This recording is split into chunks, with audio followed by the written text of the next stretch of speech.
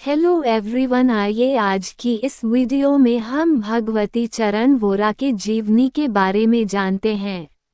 भगवती चरण वोरा का जन्म 4 जुलाई 1904 को लाहौर में हुआ था, पर बड़े होने पर वे पंजाब में आकर रहने लगे थे। बोहरा संप्रदाय में दीक्षित हो गए थे। यही कारण है कि भगवती चरण वोरा के नाम से संबोधित किए जाते थे। भगवती चरण की शिक्षा दीक्षा लाहौर में हुई थी। वे प्रकृति से विप्लवी थे, नियमों को तोड़कर चलने वाले थे, अतः विद्यार्थी अवस्था में ही क्रांतिकारियों में सम्मिलित होकर देश की स्वतंत्रता के लिए कार्य करने लगे थे। विद्यार्थी अवस्था में ही भगवती चरण का विवाह हो गया था। उनके पत्नी का नाम दुर्गा बोहरा था। दुर्गा के पिता एक सन्यासी थे। उन्होंने अपनी पुत्री का विवाह भगवती चरण के साथ यह समझकर किया कि उनकी पुत्री उनके साथ सुख से रहेगी, पर जब उन्हें यह ज्ञात हुआ कि भगवती चरण का साथ क्रांतिकारियों का है तो वह बहुत दुखी हुए थे। पर स्वयं दुर्गा जी को इस बात से रंच मात्र भी डख नहीं था। डख के स्थान पर उन्हें अभिमान था, क्योंकि उनके हृदय में भी देश के प्रति प्रगाढ़ भक्ति थी। भगवती चरण ने बड़ी अनन्यता के साथ अपने क्रांतिकारी पति का साथ दिया। एक समय था जब उनका घर क्रांतिकारियों का अड्डा बना रहा था।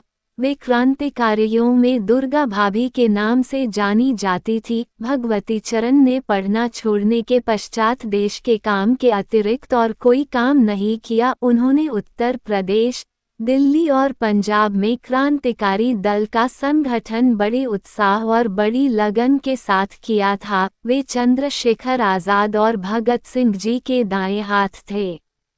भगवती चरण वोरा ने अपने प्राणों की चिंता न करके क्रांतिकारियों के लिए अपना घर खोल रखा था। कोई भी क्रांतिकारी किसी भी समय उनके घर में जा सकता था, रोटी खा सकता था और विश्राम कर सकता था। क्रांतिकारियों की बैठकें भी प्रायः उन्हीं के घर में हुआ करती थी। क्रांतिकारियों के लिए अर्थ का प्रबंध वे ही किया करते थे।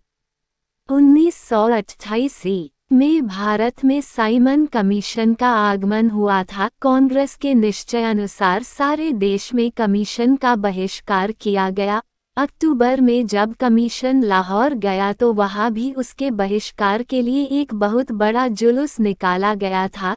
जुलूस का नेतृत्व लाला लाजपत राय जी ने किया था। जुलूस जब लाहौर स्टेशन पर पहुंचा तो उस पर घोड़े तो दौड़ा ही गए, लाठियों की वर्षा भी की गई। लाठी की चोट लालाजी को भी लगी, फलस्वरूप उनका स्वर्गवास हो गया। लालाजी के स्वर्ग गमन में सारे देश में शोक का सागर उमड़ पड़ा। जहां शोक का सागर उमड़ा वहीं असंतोष की आग जल उठी, क्योंकि उनकी मृत्यु लाठियों की चोट से हुई थी। क्रांतिकारियों का मन विक्षुब्ध हो उठा। उन्होंने उस अंग्रेजी पुलिस ऑफिसर सैंडर्स को मार डालने की प्रतिज्ञा की, जिसके संकेत पर लालाजी पर लाठी चलाई गई थी। क्रांतिकारियों ने सैंडर्स की हत्या की योजना तैयार की। आखिर 16 दिसंबर के इदम संध्या समय 4 और 5 के बीच में सैंडर्स की हत्या कर दी गई। उसकी हत्या के करने में भगत सिंह, राजगुरु और चंद्रशेखर आज़ाद का हाथ था। हत्या के पश्चात बड़े जोरों के साथ इन तीनों की गिरफ्तारी के लिए प्रयत्न किया जाने लगा, परंतु अधिक प्रयत्न करने पर भी तीनों क्रांतिकारियों में से किसी की भी गिरफ्तारी नहीं की जा सकी।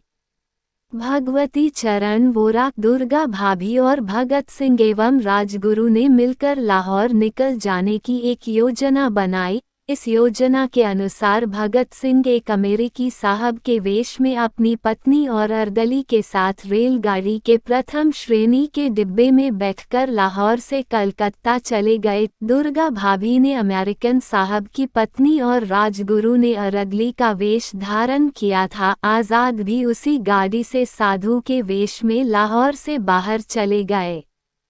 कहा जाता है कि मार्ग में किसी स्टेशन पर भगवती चरण ने अमेरिकन वेशधारी भगत सिंह के डिब्बे के पास खड़े होकर अपनी पत्नी दुर्गा से कहा था, वास्तविक रूप में आज ही तुम्हारा मेरे साथ विवाह हुआ।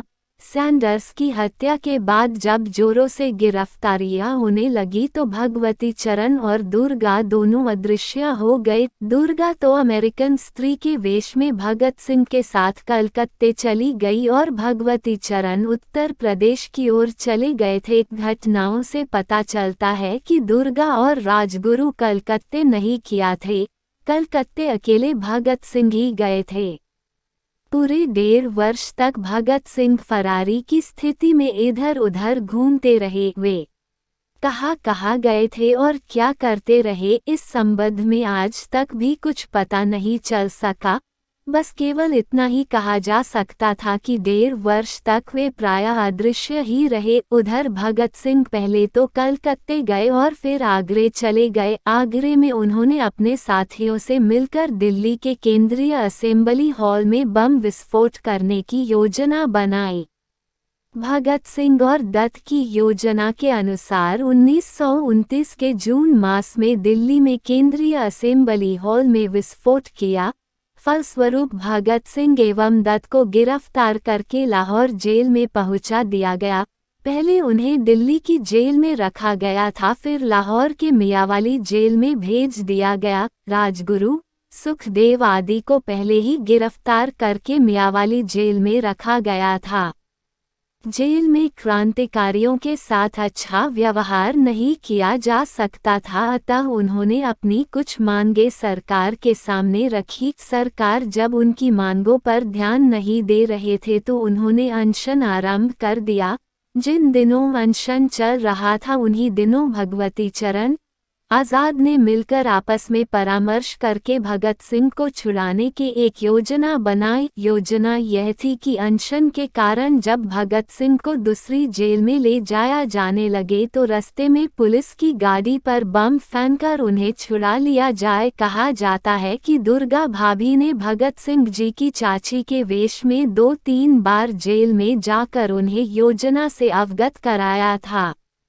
योजना अच्छी तरह तैयार हो गई तो निश्चय किया गया कि बम का विस्फोट करने से पूर्व उसका परीक्षण कर लिया जाए, कहीं ऐसा न हो कि समय पर विस्फोट न हो और सारी योजना विफल हो जाए। 28 मई 1930 को भगवती चरण और आज़ाद बम का परीक्षण करने रावी नदी के तट पर निर्जन स्थान पर गए। आज़ाद तो कुछ दूर बैठे रहे पर भगवती चरण हाथ में बम लेकर उसका परीक्षण करने लगे। उन्होंने कहा, कैप कुछ ढीली लग रही है। वैशंपायन बोल उठे, लाओ मैं जरा देख लूं। पर भगवती चरण बम वैशंपायन की ओर बाए उसके पूर्व ही बम फट गया। बड़े जोर से धमाका हुआ। भगवती चरण के दोनों हाथ कट गए और शरीर क्षत विक्षत हो गया। वैशंपायन और आज़ाद वहां ठहर नहीं सके क्योंकि धमाके से पुलिस के आने का डर था। उन्होंने दुर्गा भाभी के पास जाकर इस दुखद घटना का समाचार सुनाया। वे न तो रावी के तट पर अपने मृत पति के शव के पास जा सकी और न अच्छी तरह रोकर अपने हृदय के डक को ही कुछ कम कर की। देश के अहित की आशंका में उनके हृदय को वज्र बना दिया, उनके आंसुओं को सुखाकर बर्फ की भांति कठोर बना दिया। सुनते हैं कि भगवती चरण वोरा के क्षत विक्षत शरीर को किसी अपरिचित मनुष्य ने रावी नदी की लहरों में प्रवाहित कर दिया। रावी नदी अपने वीर पुत्र को अपनी गोद में लेकर पुलकित हो उठी। आज के लिए इतना ही, इजाज़त दीजिए, फिर मिलेंगे नेक्स्ट वीडियो में। शुक्रिया।